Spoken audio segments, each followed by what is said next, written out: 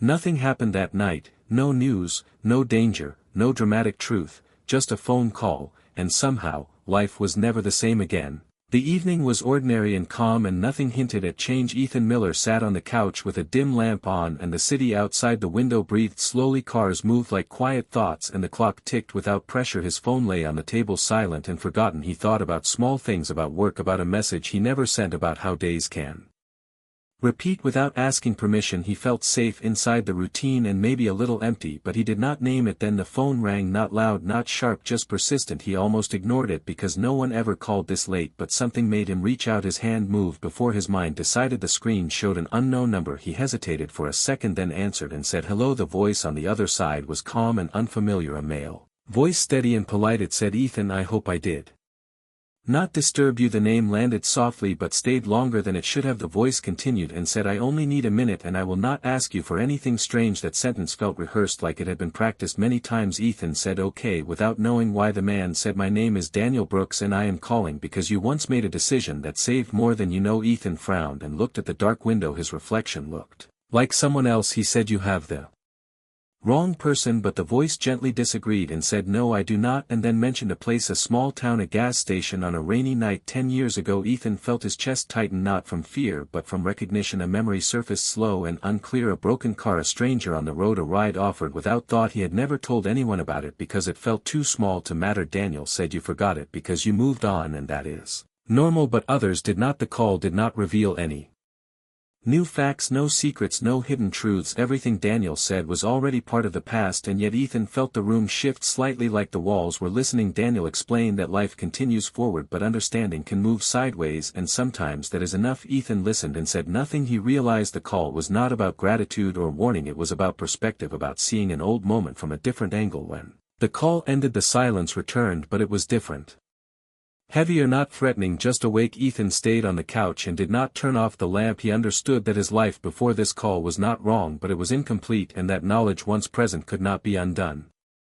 Ethan did not move after the call ended. The phone rested in his hand, warm as if it still carried the voice. The room felt familiar but distant, like a place he once lived in and never left fully. The lamp hummed softly and the city outside continued without caring about his thoughts. He tried to return to what he was doing, but the routine refused to close around him. His mind replayed the words, not the facts but the tone, the calm certainty, the idea that a small choice could echo far beyond its moment. He stood up and walked to the window and looked down at the street. People passed by unaware of him, and he wondered how many invisible threads connected their lives to strangers he would never meet. The thought was not heavy, but it was new, and that made it powerful. He remembered the night Daniel mentioned rain on the windshield, a broken car, and a man who looked tired and relieved when help arrived. Ethan had not thought of it in years because nothing dramatic happened, no danger, no reward, just movement forward. But now that memory felt enlarged, like a simple sketch seen under brighter light. He asked himself why this call happened now, and the answer did not come. Instead, another question appeared. What else had he dismissed too quickly? What moments had he walked through without noticing their shape? He sat back down and placed the phone on the table. Screen dark and silent, yet it felt present, like a door left unlocked. He considered calling back,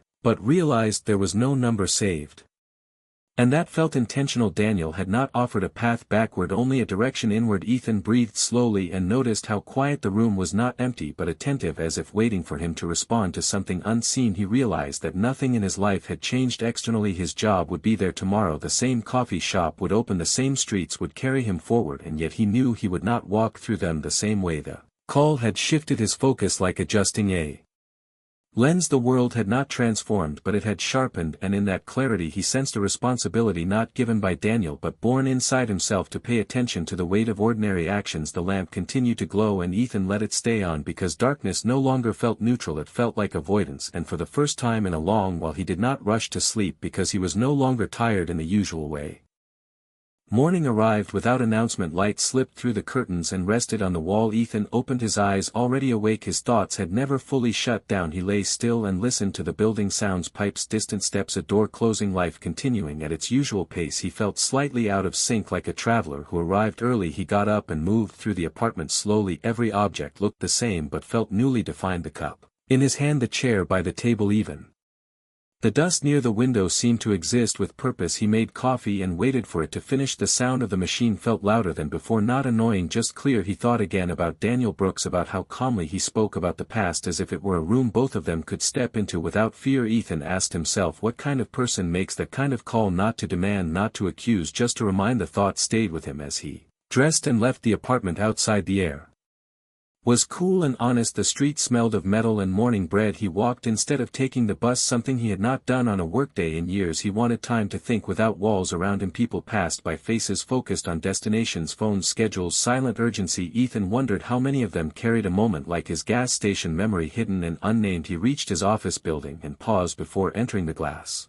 reflected him clearly, and for a second he did not recognized the expression on his face. It was not excitement or fear, it was awareness. He went inside and greeted coworkers with the same words, but listened more closely to their voices. Small changes in tone revealed stress, hope, boredom, things he had missed before. At his desk he opened emails and answered them efficiently, but his attention kept drifting, not away but deeper. Each task felt connected to others, like parts of a larger pattern. During lunch he sat alone and watched people move through the park nearby. A woman helped an older man with directions, a child dropped a toy and a stranger picked it up. These moments had always existed, but now they stood out like quiet signals. Ethan realized the call had not given him a mission, it had removed an excuse, the excuse of not noticing, of assuming that meaning required scale or drama. He returned to work and finished the day without rush. When evening came he did not feel relief, just continuity. As he walked home the sky darkened gently and streetlights flickered on one by one. Ethan felt a subtle shift inside him, like a compass correcting its angle. He understood that the life he had lived was still there, but the way he would move through it had changed, and this time the change came without noise, without force, just a clear, steady presence that followed him into the night.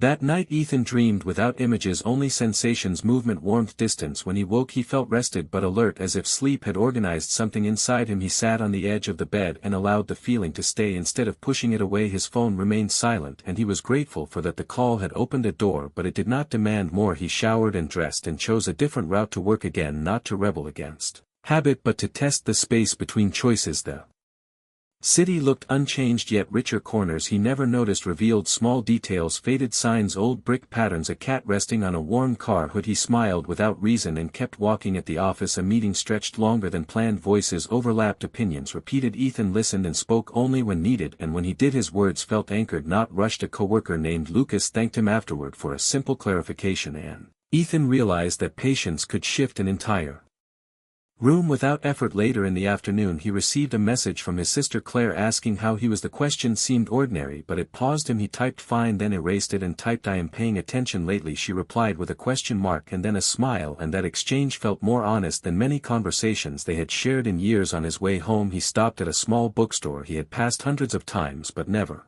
entered. Inside the air smelled of paper and dust and quiet thought. He did not search for anything specific, and that felt right. A thin book caught his eye, no title on the cover, just texture. He bought it without opening it, as if trusting the moment. At home he cooked slowly, tasting as he went, noticing how timing mattered, how heat changed texture. He ate without distraction and felt full in a new way. Later he opened the book and read a single line about moments being larger than they appear. He closed it and laughed softly, not because it was profound, but because it confirmed what he already felt. Daniel Brooks had not changed Ethan's life with information, he had changed it by recognition, by aligning memory with awareness. Ethan sat in the dim light and understood that growth did not always arrive with struggle. Sometimes it arrived as permission, and that permission, once granted, reshaped every quiet decision that followed.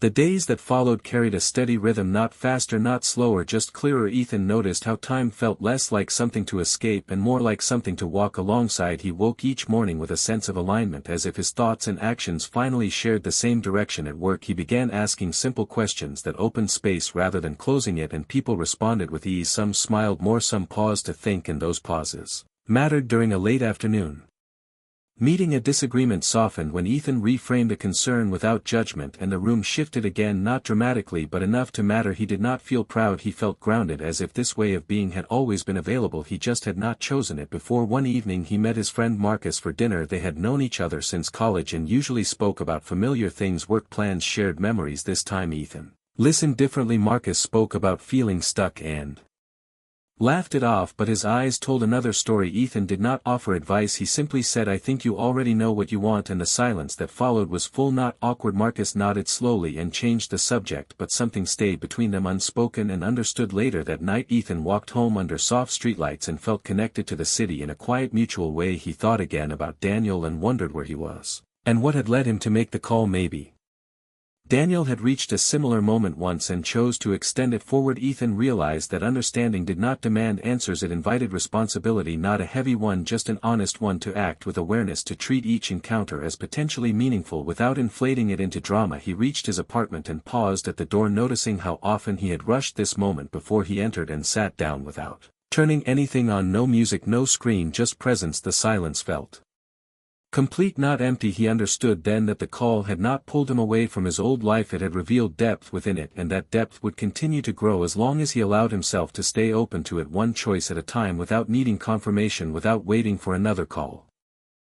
Weeks passed and a change settled into Ethan like a second heartbeat, steady and reliable. He no longer thought about the call every day, but its effect remained present in how he moved through conversations and choices. One afternoon he noticed a new coworker, Anna, sitting alone during a break, her posture guarded, her attention fixed on her phone. Ethan remembered how isolation often hides behind routine politeness. He sat nearby and asked a simple question about her project. She looked surprised, then relieved, and spoke carefully at first, then more freely. The exchange lasted only minutes, but when it ended she thanked him with genuine warmth, and Ethan understood again how small gestures could realign an entire day. Another evening he received a letter addressed by hand, something rare enough to slow him before opening it. Inside was a short note from his sister Claire. She wrote about deciding to make a change she had postponed for years. She did not explain fully, she only said, "Your message stayed with me." Ethan read the line twice and felt the quiet confirmation he had not been seeking. He placed the letter on the table and allowed the feeling to pass without attaching expectation. He began spending more time outdoors, choosing parks over screens, movement over distraction. Walking became his preferred thinking space. Each step carried intention without effort. He noticed how his thoughts were less crowded, fewer loops, fewer imagined futures. Instead there was presence, not passive but active, like standing ready without tension. One night as rain tapped softly against his window he thought again about the gas station memory, how easily that moment could have been skipped, how close meaning often lives to indifference. The idea did not trouble him, it motivated him gently. He understood now that awareness was not a burden, it was a form of respect for time, for people, for self. As he prepared for sleep he felt no urgency to define what he had become. Labels felt unnecessary. Progress was not a destination but a posture, and that posture once adjusted did not require constant correction. Ethan turned off the light and let the darkness settle around him. This time it felt different, not like avoidance but like rest, a pause before another attentive morning, another sequence of moments waiting quietly to be noticed. The following month unfolded with calm precision, days layered gently over one another. Ethan noticed how decisions now arrived with less noise. Choosing felt natural, like following a current instead of fighting it. One afternoon he took a longer lunch break and visited a community center near his office. He had passed it many times without curiosity. Inside people gathered for different reasons, classes, conversations, quiet support. Ethan did not go in with a plan, he simply observed, then offered help. Stacking chairs, a small task that required no explanation. An older woman thanked him and smiled with tired kindness, and that was enough. On another day he ran into Marcus again. This time the conversation shifted. Marcus spoke about applying for a position he once believed was out of reach. He said, "I stopped waiting for the perfect time," and Ethan nodded, knowing that sentence carried weight. The call from Daniel surfaced briefly in his thoughts, not as a memory but as a pattern, a reminder that moments do not announce their importance, they reveal it later. Through alignment Ethan began writing short notes to himself, not goals, not plans, just observations, fragments of understanding that surfaced during walks or quiet evenings. He did not reread them often, their value lived in the act of noticing, not preservation. One evening while sorting old papers he found a receipt from that gas station dated years ago. The ink faded but legible. He held it and felt no surge of emotion, just clarity that the past was not distant, it was integrated, part of a continuous line. He placed the receipt back where it belonged, not as a symbol but as a record. Life did not require reinterpretation, only attention. As night settled he stood by the window and watched lights blink on across the city, each one marking a separate story unfolding unseen. Ethan felt connected without intrusion, aware without obligation, and he understood that meaning did not ask to be chased, it waited patiently for recognition in ordinary hours, in quiet choices, in the space between reaction and response where change takes root without sound. The season changed almost without notice. Leaves' thin colors softened and the air carried restraint. Ethan welcomed the shift because it mirrored what he felt inside, a quiet completion, not an ending but a settling. One evening as he returned home his phone rang again, the sound familiar yet neutral. He stopped walking and answered without hesitation. The voice on the other end was Daniel Brooks, the same calm tone, the same unhurried presence. He said, "I wanted you to know I am well, and that was all."